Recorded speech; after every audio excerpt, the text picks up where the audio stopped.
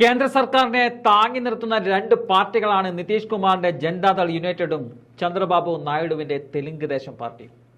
ഈ രണ്ട് പാർട്ടികളും ഒരേ സ്വരത്തിൽ ആവശ്യപ്പെടുന്ന ഒരു കാര്യമുണ്ട്. അത് സൈനിക മേഖലയിലെ അഗ്നിവീർ പദ്ധതിയെക്കുറിച്ചാണ്. പദ്ധതി നിർത്തലാക്കണമെന്ന് രണ്ട് പാർട്ടികളും സംയുക്തമായി NDA യോഗത്തിൽ ആവശ്യപ്പെട്ടതാണ്.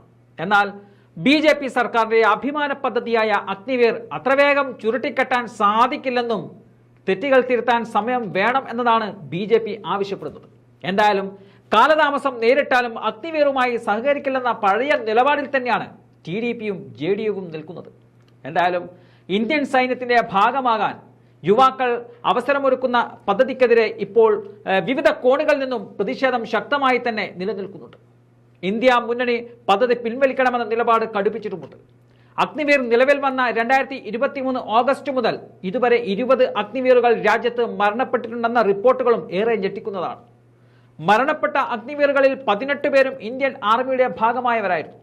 ഇതാദ്യമായി എയർഫോഴ്സിൽ നിന്നും ഒരു മരണവാർത്ത പുറത്തു വന്നിട്ടുണ്ട്. അത് പക്ഷേ ആത്മഹത്യയുടെ രൂപത്തിലാണ്. രാജ്യത്തെ ആദ്യത്തെ അഗ്നിവീർ മരണവും ഒരു ആത്മഹത്യയായിരുന്നു എന്ന കാര്യവും വിസ്മരിക്കരുത്. ആർമിയുടെ ഭാഗമായിരുന്ന സൈനികനായിരുന്നു അന്ന് ജീവനൊടുക്കിയത്. ആത്മഹത്യ ചെയ്തു എന്ന കാരണത്താൽ ആ അഗ്നിവീറിന് സൈനിക ബഹുമതി നിഷേധിച്ചത് വിവാദമായതും നാം കണ്ടതാണ്. ശ്രീകാന്ത് കുമാർ ചൗധരി എന്ന 22-കാരനാണ് ഏറ്റവും ഒടുവിലായി എയർഫോഴ്സിൽ ആത്മഹത്യ ചെയ്തത്. സർവീസ് തോക്ക് ഉപയോഗിച്ച് ഈ ജവാൻ സ്വയം വെടിവെക്കുകയായിരുന്നു. എയർഫോഴ്സ് അധികൃതർ വിവരം സ്ഥിരീകരിക്കുകയും ചെയ്തിട്ടുണ്ട്. ആഗ്രയിലെ വ്യോമസേന സ്റ്റേഷനിൽ കാവൽ ഡ്യൂട്ടിയിൽ നിയോഗിക്കപ്പെട്ടിരുന്ന ശ്രീകാന്ത് കഴിഞ്ഞ ചൊവ്വാഴ്ച രാത്രിയാണ് ആത്മഹത്യ ചെയ്തത്.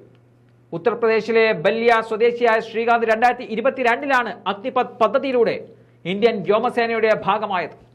ശ്രീകാന്തിന്റെ ആത്മഹത്യയെക്കുറിച്ച് പഠിക്കാൻ അന്വേഷണ സമിതിയെയും നിയോഗിച്ചിട്ടുണ്ട്.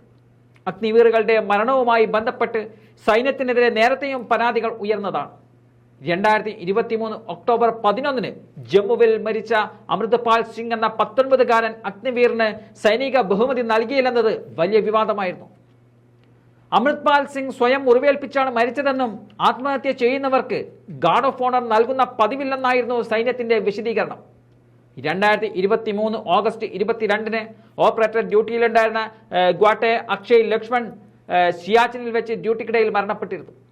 എന്നാൽ അക്ഷയുടെ കുടുംബത്തിന് ആനുകൂല്യങ്ങളോ നഷ്ടപരിഹാരമോ പെൻഷനോ അനുവദിക്കപ്പെട്ടിട്ടില്ല എന്ന് അന്ന് കോൺഗ്രസ് നേതാവായ രാഹുൽ ഗാന്ധി തന്റെ സോഷ്യൽ മീഡിയ പ്ലാറ്റ്ഫോമിലൂടെ ആരോപിച്ചിരുന്നു.